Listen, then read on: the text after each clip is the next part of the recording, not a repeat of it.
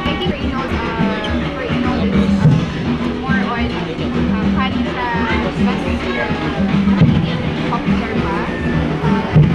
Nagkaroon na tayo ng halal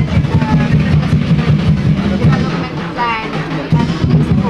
So part of that is yung industry ng women's fashion. So I would like also to see not just Inol but other cultural needs, local needs natin i-highlighted sa modest fashion sa Bangsamoro. So yun yung when it comes to Inol and also other needs ng Bangsamoro. Okay, ito po, last time. Explore natin yung full-blown Islamic microfinance.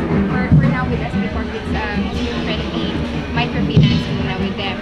So for balik sa MSMEs, yung ano natin, give them capitalization, tapos sa mga capacity building, give them capitalization, open them sa mga microfinance, and then also yung market, binibridge natin yung products nila sa potential market. So, yun yung and then one town, one product sana. So, for every town, for every province, we encourage all MSMEs na yung potential yung produkto doon or malakas yung produkto doon. Then, we organize them into one bigger groups. And then, for suppliers outside naman, to get the supplies from them.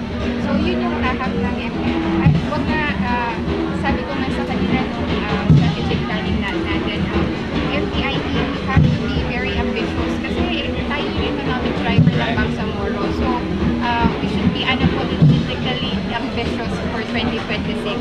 So, yun ang lahap ng MPIT. Okay, Master, balik tayo dito sa Sharif ko. Very important for us to preserve ano yung pinaka-essence ng mga celebrate natin.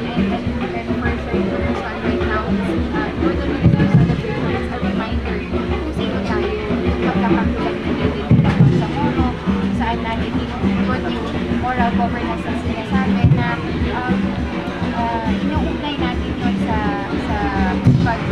arrival ni Sharif Kapusuan. So it's faith, it's preservation of our culture, and it's also our identity, preservation and promotion of our cultural identity. Minister, ano po yung pinaka-overall highlights po ng ating Sharif Kabunsuan Festival 2025? Ang pinaka-highlight ito this one, the ginakit. Kasi nagre-reminisce tayo kumbaga kung na yung History. yung pagpunta, yung arrival ni Sharif Kapusuan. I think this one is that.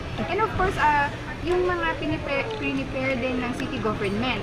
Kasi, of course, itong mga ginagawa natin, tourism will be the face, but I guess the ROI should be, yun yung lagi kong sinasabi sa MPIT, ang pagtatahi namin ng trade investment and industry.